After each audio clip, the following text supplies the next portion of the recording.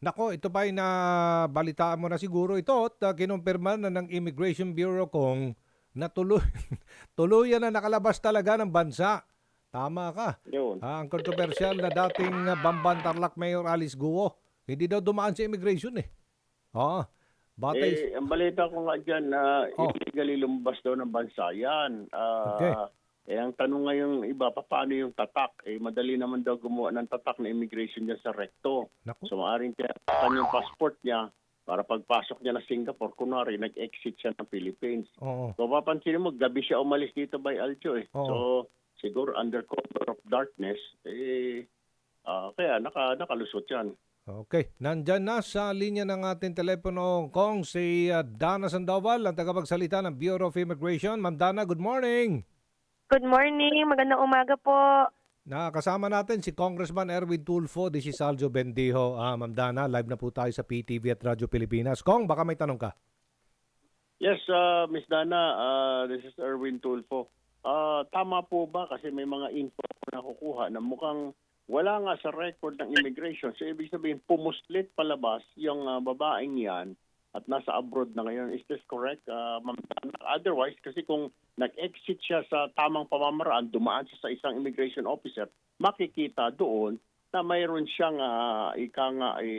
full departure o ano man yan, ng alert bulletin o watch out list. Tama po ba, Miss Dana? Yes po, sa ating system po, no recorded departure si Mayor Alice Guo. Kung titingnan po ang system lamang ng BI, lumalabas po, nasa Pilipinas pa po siya. But doon po sa mga natanggap natin na intelligence information, doon po sa counterparts natin na pag-alaman po natin na meron siyang entry sa at least 3 different Asian countries. Anong, So, yun na nga, by Aljo. Kaya nga yung sinasabi natin ngayon na kailangan din siguro imbestigahan. Pero ang sinasabi nga doon sa Senado ni Senadora Intaveros, July 18 pa daw yan, oh, which tumutugma naman doon sa sinasabi ng PAOCC, pati ng Bureau of Immigration. Pero nakapagtataka, wala siyang record of exit. So, could it be possible, Miss Dana, na kumuha ito ng fake na stampad at in-stamp yung kanyang passport, pineke yung exit pad o stamp pad ng Bureau of Immigration natin, Miss Dana? Possible yun, Kong, kasi may nakikita po tayo ng mga individuals na nahuhuli natin sa paliparan na may mga ganun po, mga peke na stamp na pinagawa lang nila sa kung saan para gamitin po, para kunwari tapos na sila sa clearance. At mukhang inabuso po nitong si Mayor Alice Guo yung mga areas kung saan wala pong immigration presence. The possible areas po na nakikita natin na posible po niyang ginamit ay yung mga private airstrips o kaya naman po yung mga baybay dagat natin. Maaari pong nagtawid dagat din po ito upang makaiwas po sa immigration inspection. private airstrip daw kong mga tago ito, mga pagmamayari na pribado na limitado ang pagpasok ng immigration. Mama Mary, Carmel. Oo. Oo, Kong. Private airstrip daw, malamang doon dumaan. Sumakay ng Yan aeroplano, ang, lumabas ng bansa. Oo. paano monitor? Hindi naman lahat ng lugar mababantayan ng Bureau of Immigration Yun natin na by nga eh. Aljo. Oo, yun ang challenge eh. Hindi rin naman siguro ng kasalanan niya. Kaya nga sinabi talagang sinadya talaga na umalis siya doon sa mga lugar na walang bantay. Oo. Ma'am Dana, may tanong ko lang. Halimbawa wala pong tatak. Halimbawa walang tatak ha. O kung mayroon mang tatak at nalamang peke, namomonitor ba si system ng halimbawa receiving country, halimbawa ng Indonesia, dahil lang alam ko nasa Indonesia siya ngayon, nakikita ba doon na talagang dumaan ito sa immigration? At kung hindi ito dumaan, kung baga totyo ito, kung baga peke, pwede bang tanggihan ng receiving country ang isang Alice Guo na gumagamit po ng Philippine passport? If they are able to detect po na peke yung tatak, then pwede po nilang i-deny yung Oh. entry ng isang foreign national. But it would depend po on that country itself kasi there are some countries that don't look at the previous stamps anymore. There are some countries that have a different way siguro of assessing Okay. Mandana, to napuputol. their how they assess mga dumadating po na pasahero. Oo. Kong, baka may follow-up ka pa? Wala na, Bay Aljo. Nasa labas na yan. Siguro, trabaho na ng Interpol yan para ibalik Grabe. dito or what have you. Anong kaso ba yan na para ika nga imbestigahan yan kung makakabalik pa yan, Bay Aljo. Oo. So, Ma'am Dana, nasa anong bansa ngayon si Alice Guo batay sa impormasyon sa inyo pong mga counterparts? Sir Aljo, kung ang nakikita po natin na information ay nakarating po siya ng Indonesia, yun po ang pinaka-recent. Just the other day po, August 18, siya po ay nag-travel from Singapore papunta po ng Indonesia.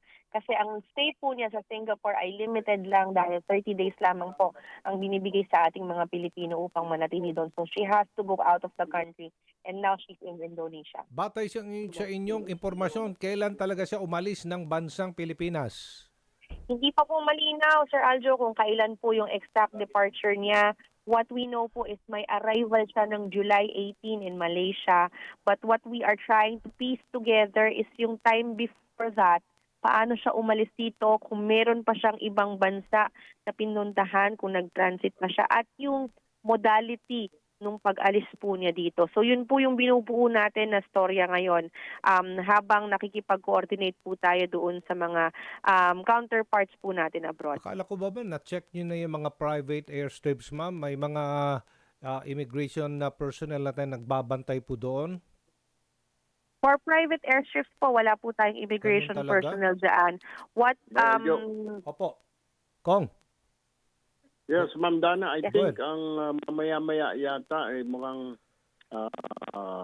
mag-i-issue ng statement si Speaker Martin Romualdez para kanselahin na yung passport Tama. ni Alice Guo para Yes. hindi na siya makalipat-lipat ng bansa. Kasi thereby, kung ikakanselahin na yung kanyang Philippine passport, magiging stateless na siya, pwede siyang i-hold ng anumang bansa kung saan siya naroroon. Tama po ba, Miss Dana?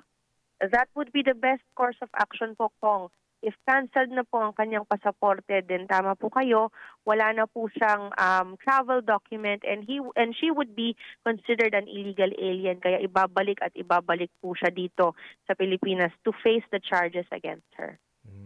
Baka may hawak-hawak siyang Chinese passport. Yun ang tanong dyan. Hindi, Bayaljo. Wala Yung ba? ko, wanted din siya doon kasi nga Okay. involved siya sa illegal gambling Oo.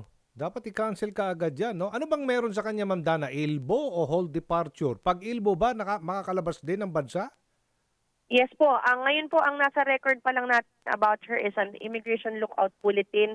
As the name states po, lookout lang po ito upang malaman kung ano yung mga particulars ng kanyang travel.